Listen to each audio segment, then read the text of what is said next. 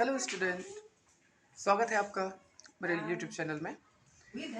तो पिछले क्लास में हम पढ़े थे क्वेश्चन टेक के बारे में, ठीक है। क्वेश्चन टेक के बारे में अब कई स्टूडेंट का एक डाउट आ रहा है कि सर ठीक है, हमारे सेंटेंस में हेल्पिंग वर्ब है, तब तो हम हेल्पिंग वर्ब को सामने लिख देंगे, उससे स्टार्ट कर लेंगे, क्वेश्चन टेक बना लेंगे इजली।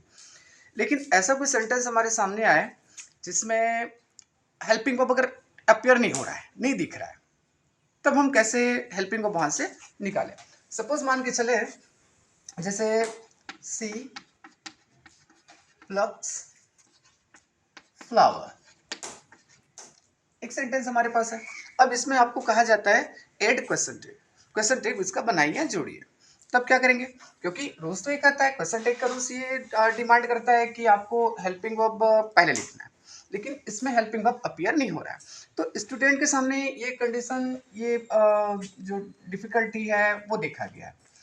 तो मैं आप सबको बताना चाहता हूँ, आपको सेंटेंस में सब्जेक्ट और ऑब्जेक्ट, ठीक है, सब्जेक्ट और ऑब्जेक्ट, इस पर आप ज्यादा फोकस ना करके आप देखिए वर्ब को, क्योंकि 99.9% केस में आप केवल और केवल वर्ब को देख के जज कर सकते हो, ठीक है। 99.9% केस में आप वर्ब को देख के जज कर सकते हो।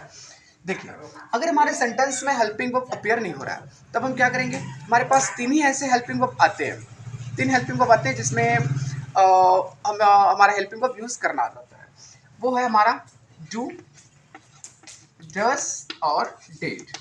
इसी चीज समझ लीजिए। अगर यहाँ से आप ये चीज समझ गए तो एक और टॉपिक बनता है क्लास 10 के लिए इंपॉर्टेंट, 9th और 10th के लिए इंपॉर्टेंट टॉपिक बनता है, वो है हमारा इम्फेटिक का, इम्फेटिक, ठीक है। तो ये डू और डस और डीड, डू डस डीड, ये क्लियर कर लीजिए, कब डू कब डस और कब डीड करेंगे। तो डू यूज करने के लिए यदि यदि हमारे जो वर्ब है, वर्ब अगर कहीं वी फर्स्ट है, वर्ब का अगर कहीं फर्स्ट फॉर्म ही है, तब हम लगाएंगे डू।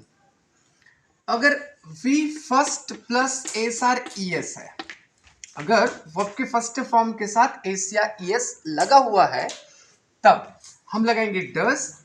और अगर के वी सेकेंड है, मतलब वर्ब का सेकेंड फॉर्म है, तब हम क्या लगाएंगे, डिड। अब जैसे कि आप देख पा रहे हैं, यहां हमारा वर्ब है फर्स्ट फॉर्म में और उसके साथ लगा हुआ है एस, तो इसलिए हम वर्ब को देखेंगे, बाकी कहीं और ना देख करके आपको वर्ब को देख, वर्ब से आप जज कर सकते हैं कि आपका हेल्पिंग वर्ब क्या होने वाला है। यहाँ वर्ब का फर्स्ट फॉर्म एस या एस है और वो पूरा करता है अपना डस के लिए, ठीक है। यहाँ अपना डस है, वी फर्स्ट प्लस एस या एस, देखिए एस लगा हुआ है, इसलिए हमारा हेल्पिंग वर्ब क्या आ जाएगा, डस। सेंटेंस अफर्मेटिव है, इसके बाद हम लगा देंगे नॉट, फिर हमारा सब्जेक्ट, ये बन गया। अब इसी को एक मैं करता हूं, जैसे कि एग्जांपल और ले लेते हैं। यू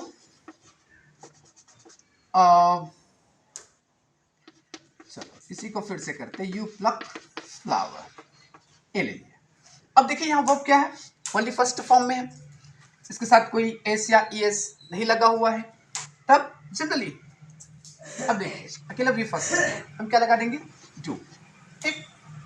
इसी में एक चेंज करते हैं, अगर इसी को कर लेते हैं अपन, ईडी जोड़ देते हैं, क्या आ जाएगा, वी सेकेंड, और वी सेकेंड होने के कारण हमारा क्या आ जाएगा, डीड, ठीक है। तो डू डस और डीड। आई होप आप लोग को अब आगे से दिक्कत नहीं होगी। अगर आपको इसके आगे भी अगर कोई दिक्कत हो रही है तो आप कमेंट बॉक्स में बता सकते हैं।